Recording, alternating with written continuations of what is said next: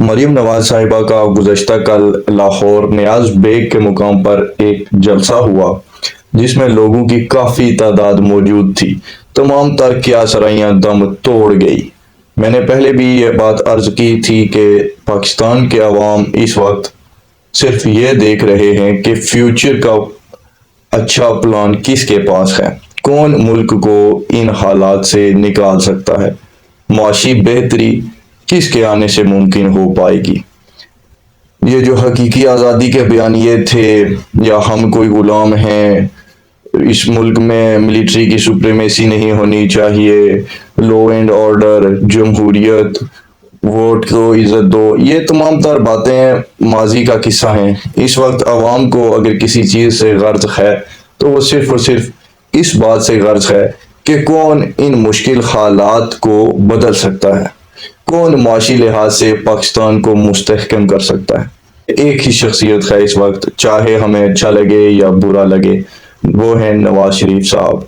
अब नवाज शरीफ साहब बरतानिया से सऊदी अरब रवाना हो चुके हैं। वहां से वो सऊदी अरब से दुबई जाएंगे और फिर मुमकिन तौर पर वो कतर भी जा सकते हैं और चाइना का दौरा भी कर सकते हैं।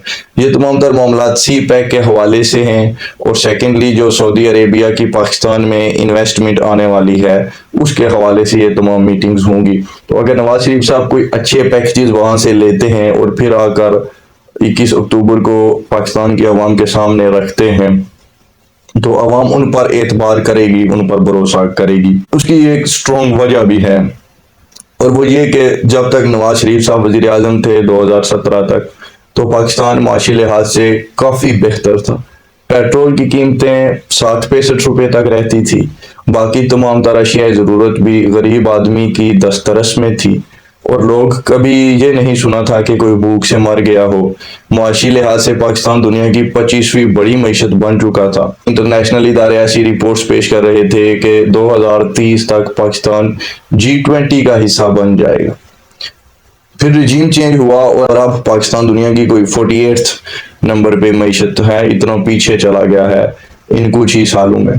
तो जो गरीब आदमी है उसको इस बात से गर्ज नहीं है कि कौन जेल के अंदर है, कौन बाहर है, कौन क्या है। उनको तो बस अपने पेट का मसला है। सबसे पहले लोग अपनी ज़रूरियात को देखते हैं और उसके बाद ख्वाहिशात का नंबर आता है।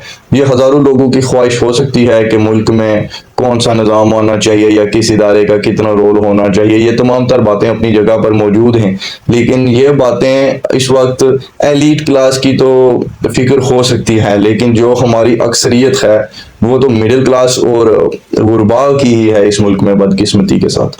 तो उन लोगों की जो प्रायोरिटीज हैं वो सिर्फ और सिर्फ इसी बात से जुड़ी हैं कि कौन उनको सस्ती रोटी दे सकता है, कौन उनके बच्चों की स्कूल की फीसें कम करवा सकता है, कौन उनके पेट्रोल के खर्चे घटवा सकता है। तो ये तमाम तर मामलात हैं जी। और अच्छा पावर शो किया नून लीग ने।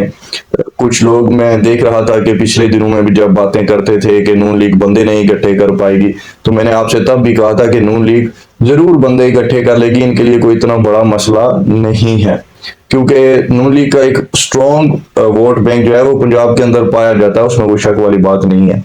सेकेंडली, जब नून लीग भरपूर ताकत में नहीं थी, जब गायबाना ताकतें उनका साथ नहीं दे रही थी, तब भी उन्होंने अच्छे पावर शोज किए थे पाकिस्तान में। और अब तो मैं अक्सर कहता होता हूँ कि नवाज शरीफ साहब वापस आ रहे हैं और भरपूर ताकत के साथ आ रहे हैं। तो भरपूर ताकत से मेरी मुराद वही गायबाना ताकत है कि जिसने इमरान खान साहब को प्ले बॉय से उठाकर तो मुल्क का वजीर आजम बनवा दिया था।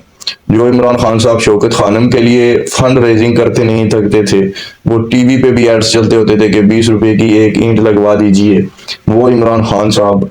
जो शहजाद रोय और इब्रार उलाग के साथ मिलकर फंडिंग किया करते थे, वो वहां से उस मुकाम से उठकर यकदम ही मीनारे पाकिस्तान पर जलसा करते हैं और वहां पर आवाम की तादाद ना गिनने की होती है, ना गिनती में आती है।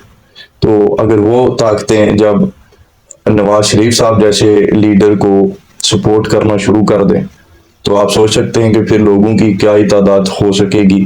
और इस मरीम नवाज साहिबा के जलसे की जो सबसे खास बात थी वो ये थी कि इनकी तकरीर पाकिस्तान के नेशनल टेलीविजन पर भी दिखाई गई।